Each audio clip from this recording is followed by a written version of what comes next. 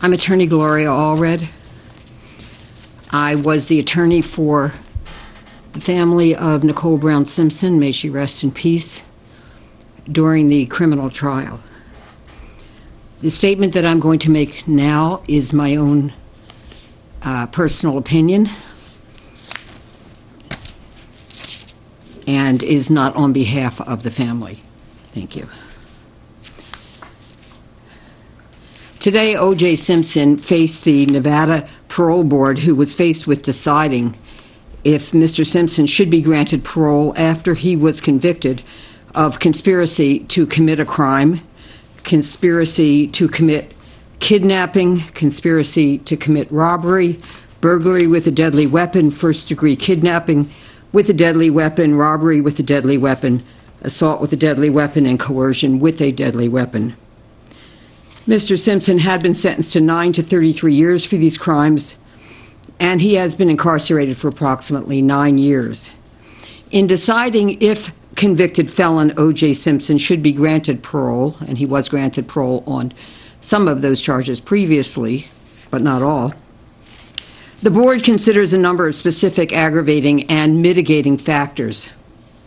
Unfortunately, none of those factors allow into consideration an important part of Mr. Simpson's prior legal history. For example, in 1989, Simpson entered a plea of no contest, tantamount to a guilty plea to misdemeanor spousal battery of his wife, Nicole Brown Simpson, in California. A photo of Nicole displayed at the civil trial against Mr. Simpson shows her with a cut lip, swollen face, blackened eye, bruises, and a welt over her right eye, injuries that she had alleged were incurred as a result of the 1989 spousal battery crime for which Simpson was convicted and sentenced. Unfortunately, however, that crime of violence against Nicole cannot be considered under the law as it exists in Nevada today.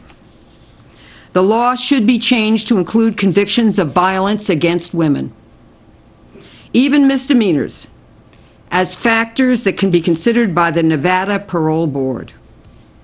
Also, in 1997, a civil jury returned a verdict that Mr. Simpson was liable for the deaths of Nicole Brown Simpson and Ronald Goldman. And they decided that there was clear and convincing evidence that he should pay damages of $33 million, $25 million of which was for punitive damages. In California, there is a jury instruction that states, quote, "You may award punitive damages only if," and then comes the name, "the plaintiff proves by clear and convincing evidence," then comes the name of the defendant, "that that defendant engaged in that conduct with malice, oppression, or fraud." Malice means that the defendant acted with intent to cause injury, or that the defendant's conduct was despicable and was done with a willful and knowing disregard of the rights or safety of another. A person acts with knowing disregard when he or she is aware of the probable dangerous consequences of his or her conduct and deliberately fails to avoid those consequences. Oppression means that the defendant's conduct was despicable and subjected the plaintiff to cruel and unjust hardship in knowing disregard of his or her rights. Despicable conduct is conduct that is so vile, base, or contemptible that it would be looked down on and despised by reasonable people, end quote. Punitive damages are awarded when a jury finds that the defendant has engaged in conduct that is shocking to the conscience of the community. Under Nevada law, however, this jury verdict and judgment of the court in California cannot be considered. I say that the law must be changed to include such a civil judgment in a wrongful death case if punitive damages are awarded, because such a judgment is a strong statement by a jury acting as the conscience of the community. Risk of harm to the community should always be a factor that a parole board can consider. If a parole board had been able to consider the full legal record of Mr. Simpson, they might have found that releasing him could present a risk of harm to the community. Instead, they are forced to consider a legal fiction and only part of the record. This is unfortunate, and it's harmful to victims' rights and the safety of the community. And I might add that one of the members of the parole board did indicate during this hearing that the parole board would not consider that civil wrongful death verdict by a jury in California. I intend to approach a Nevada legislator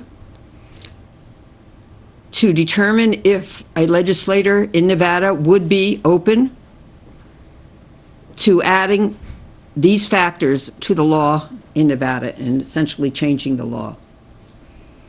I have worked with legislators in Nevada in the past. I have testified before the Nevada legislature in the past to change 2 other laws, and both times we were successful. And in both times I was with Governor Sandoval in his office as he signed the law, the 2 bills into law, for which I had expressed my support in the Nevada legislature. So I think this is important because these flaws in the law in Nevada could be remedied by the legislature, and I look forward to determining if there is a legislator who is willing to help to strengthen victims' rights. And by that, I don't just mean the victims of the particular crime that is before the parole board. So I'll look forward to also commenting as soon as the parole board renders its decision, which the parole board has indicated would be likely to take place within the next 30 minutes. Can we get a couple of reaction questions in? You seem very intent, watching the hearing today. Yes, your reactions to all the smiling and laughing and joking that was going on? Yeah, I thought that the smiling and laughing and the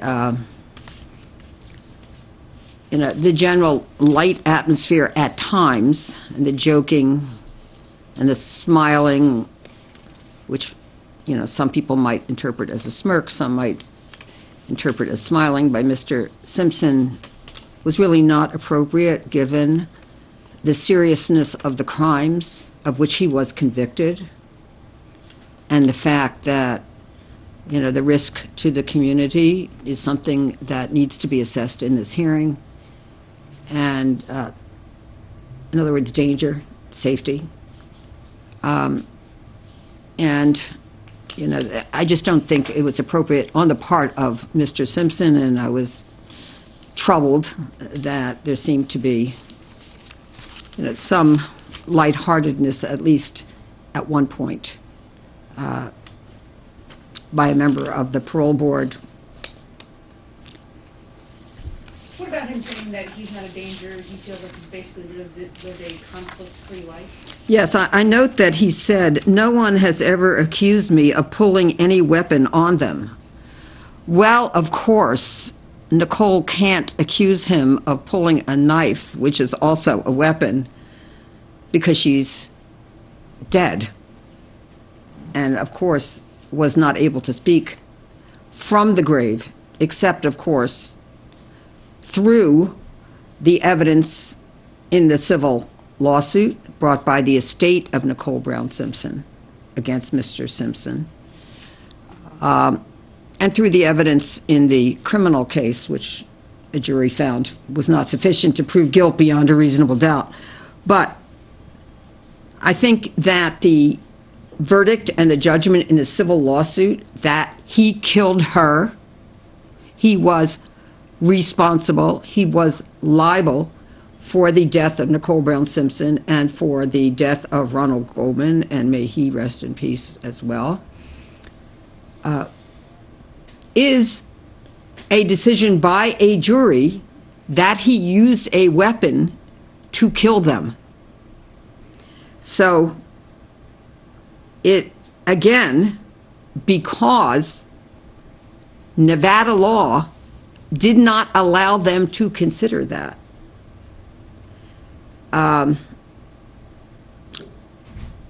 They were shut out from facts that were determined by a jury that found and decided through their verdict that he was liable for her death. So I would have liked them to question him about that, but they did not. But that was clearly a statement that no one has ever accused me of pulling a weapon on them, which was very offensive and certainly contradicts a finding of a California jury. Do you think that his apology is going to weigh in his favor today? You know, by the way, and he also said I would never ever pull a weapon on anybody, which reinforced his original denial that he ever has pulled a weapon on anyone. His apology? Well, I mean, he clearly was engaging in a charm offensive. It is not appropriate for a parole board to be charmed. They need to deal with legal factors and facts that they are permitted to consider. So this is not their first parole hearing. So I would hope and expect that they are not charmed by Mr. Simpson. This is just too serious a matter for that. Thank you. By the way, it's also interesting, he's made some other statements as well. He indicated I basically lived a conflict-free life.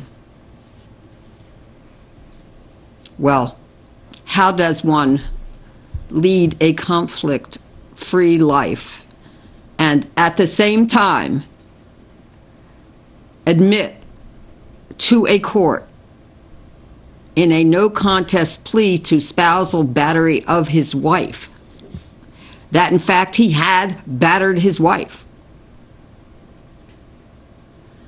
How is that conflict-free? How is it conflict-free if a jury in a civil case has found that you are liable for killing two innocent human beings? Obviously, there was conflict. Obviously, there was a struggle. And that struggle was resolved, according to a jury, by killing two human beings. Is that how any of us are expected to resolve a conflict? I don't think so. So Mr. Simpson has lied in the past. And here at the hearing today, he certainly made statements that are in conflict with the legal record. Ms. Allred, what did you make of his talk about the alternative to violence course and sort of being and saying that he was a big proponent of what you learned there?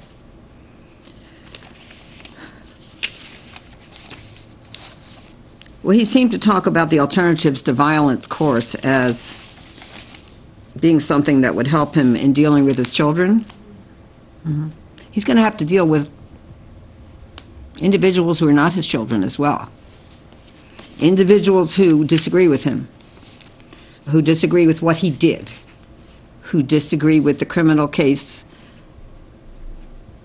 acquittal, who disagree with his views on other matters, who may disagree with what he said today, in part at the parole board hearing. How is he going to resolve those conflicts? He also had indicated that he hasn't had a substance abuse problem in the past. There are some people who would take issue with that. I'm not going to say anything more about that, but I think that many of you know that at one point I did represent his fiancée. But it's interesting that there was a statement today by the victim, Bruce Frommong. He said, "I don't feel OJ is a threat to anyone out there."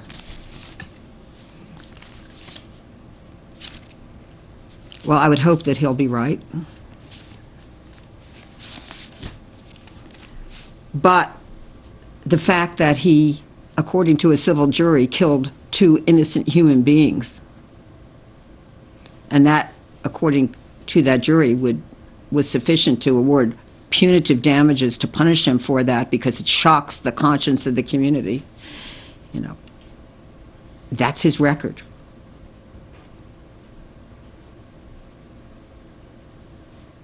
So we'll have to see. I can't predict the future, but it's for the parole board to do a risk assessment. They're doing it with blinders on because they can't consider the civil wrongful death verdict of the jury and judgment of the court, and they can't consider the misdemeanor conviction of spousal battery of Nicole prior to that.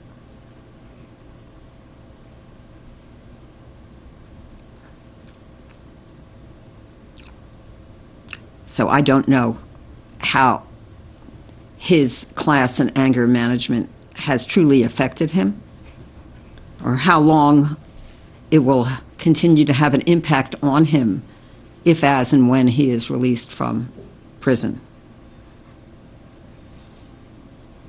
I don't think anyone can say there is no risk of harm to anyone in the community, that he's not a threat to anyone. I don't know if he is or not.